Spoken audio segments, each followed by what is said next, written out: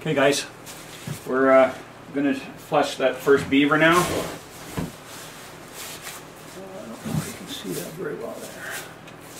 Okay, this is just a 8-inch wide wooden flushing hole. Like I said, I don't use it very much because I hardly ever scrape these beavers. Give me a second here, I forgot my paper on the floor.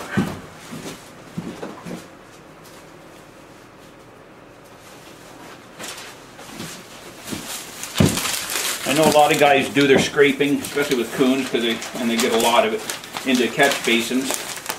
Myself, I just like to put a piece of newspaper on the floor, let all the fat and grease go on there, and then I use that for fire starter next time I'm in here. It works really good when you get all that grease and stuff in the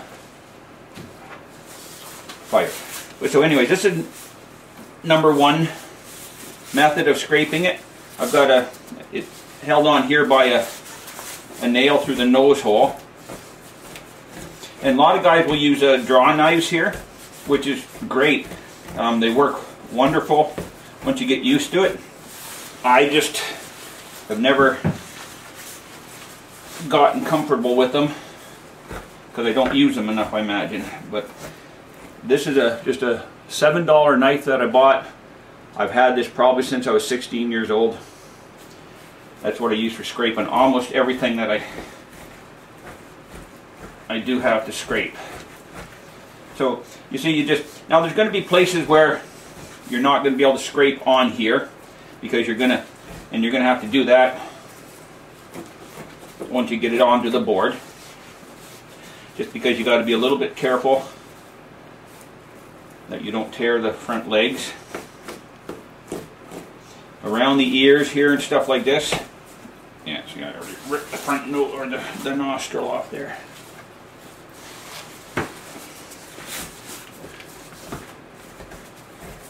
Like I said, that will come off when I get on the board. Around the front legs, down the edge, being careful, because especially with a small beaver, the skin is, fairly easy to tear. I'm just holding it here by the front leg hole.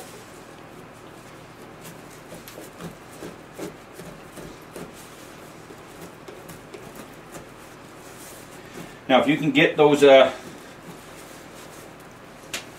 plastic, ABS, polyurethane, whatever you want, the scraping boards, that's even better because they don't ever get ridges in them like wood will.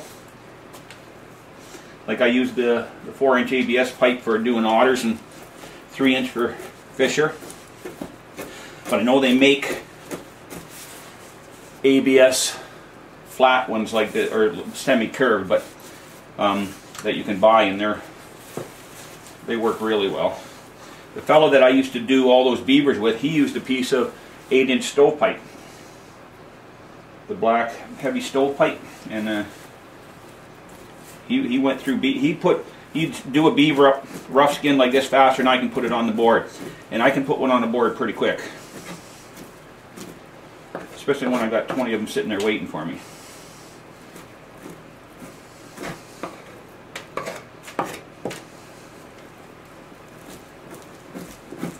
So you just keep going along here, working your way down. Once you get down to the back, you're going to have to, across the back, between the back legs and such. There, you're going to have to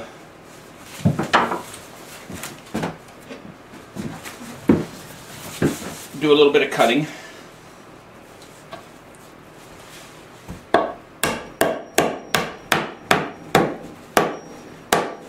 Okay, just getting that nail out of the way for now.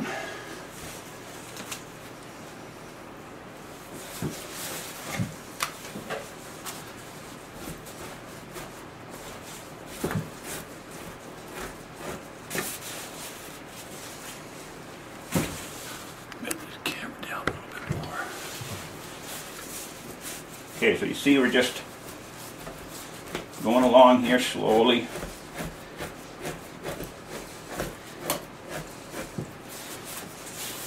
slip it over. Keep moving it up so you don't have to bend down too far. Just keep it comfortable for you. Okay, I got a joke for you. If you're a young kid, you won't get this because it's not dirty. It just has to do with types of liquor. But anyways, a fur seal walks into a bar, and the bartender says, "What can I get you?" And the fur seal says, "Anything but a Canadian Club." Get it? Canadian Club is a type of whiskey, by the way, young guys. So I know it's pretty sad.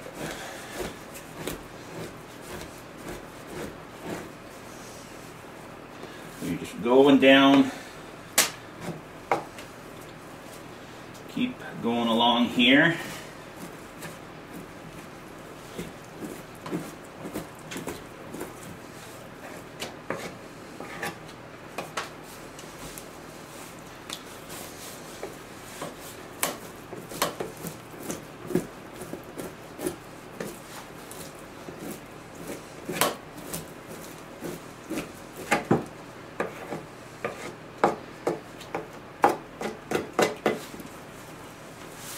It's always the back here that's the hardest, the same as when you're clean skinning, that's the hardest meat on there. That and the shoulders. But it sure comes off nice and clean.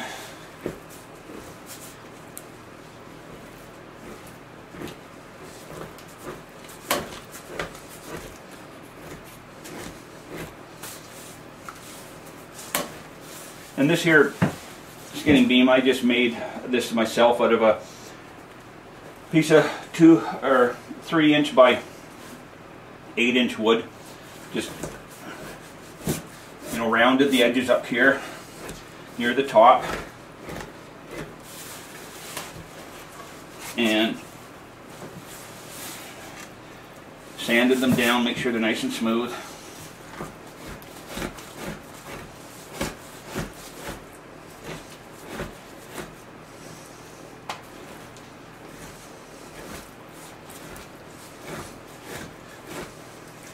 Okay, now we're down around the back legs. You got to be careful there again, because you know you can get the knife caught, and if you're forcing it too much, it'll tear there.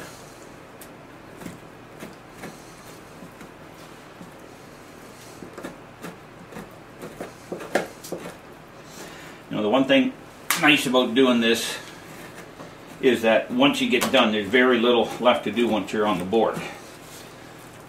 But I don't usually do it, like I said, because it's like I'm skinning the darn thing twice.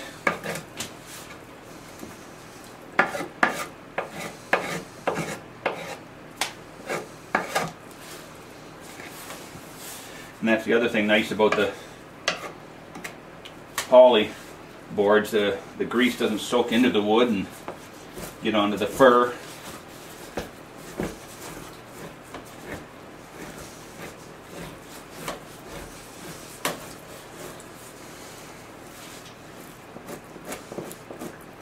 Now I'm not going to videotape putting this on the board, because it's just exactly the same as the one I did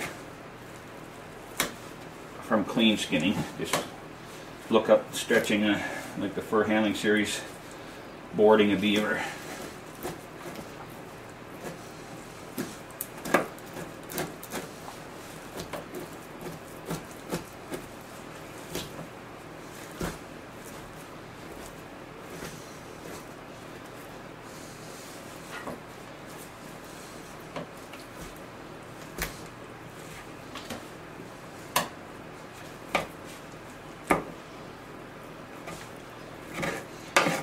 And when I do board this, there'll probably be a little bit, you know, trimming along the edge of the leg holes, but not much, which is no different than when you clean skin it. So, oh, and by the way, if you have dogs, they absolutely love this scraping, and it gives them a nice coat for the winter. Your wife probably just will get pissed off if you give it to her dog that she lets lick her face. So, oh well.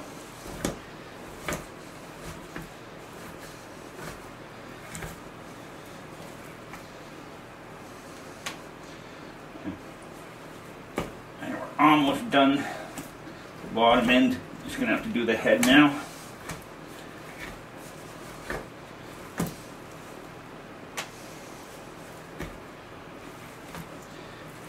My grandbaby's on her way over to.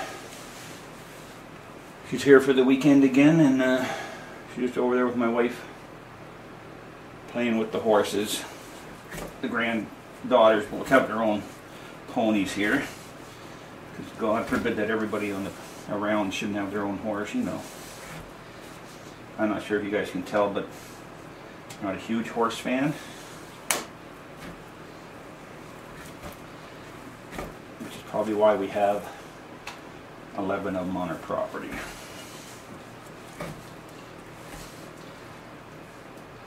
But the good news is the girls take care of their own horses. I don't have to do anything except move bales with the tractor.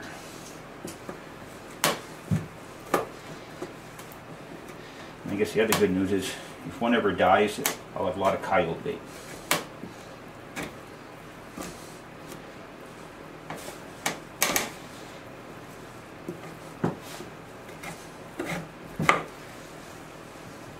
Okay, there. The rest on the bottom we can trim up once I get the thing on the board. Now I'm going to work on just up here by the head a little bit. Now this will sometimes entail using your sharp knife, and sometimes I just wait to do this till it's on the board. But we can get a little bit more of it off by scraping.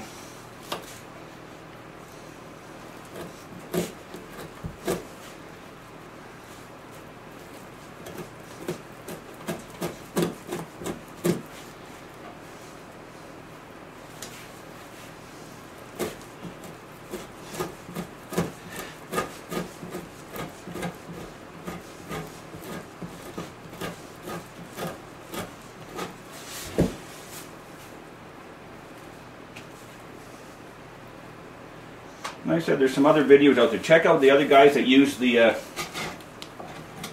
draw knives, because they do work really well. But like I said, I've just never gotten the habit of getting good with them, and I like this knife, so that's all I use. But I mean, those guys that are using them sure know what they're doing.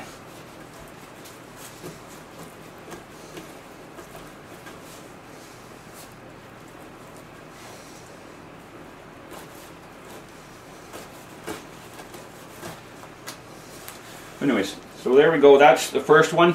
Now all we got to do is just trim a little bit around the head once it's on the board. Alrighty. Actually, you know what I'm going to do? I'm going to show you on this beaver here how I do the head afterwards. So you get it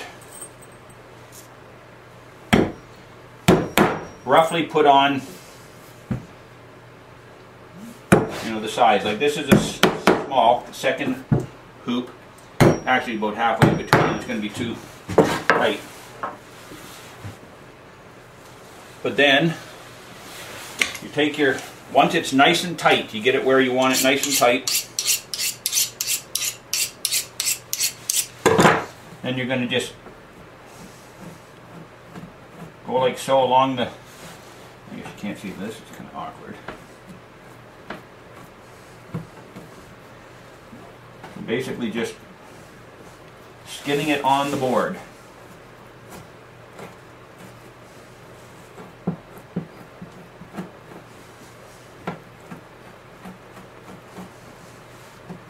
Just skin it up far enough there. Well, that's going to be good for the knife.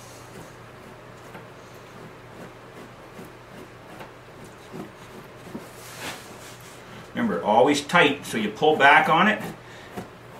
When it's loose, that's where you end up causing trouble, because you go like this, the knife folds the skin, and your knife's going to slice through. You pull it like this, and your knife can't fold the skin. We'll make up a new saying, tight is right when you're fleshing.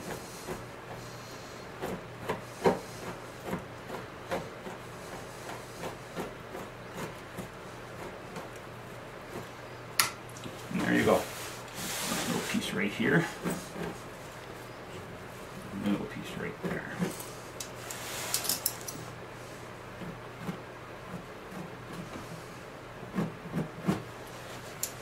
There you go. So that head's perfectly clean now. Alrighty. So that was just a little add-on. The next part of the video will be doing the whole Beaver rough like that on the board.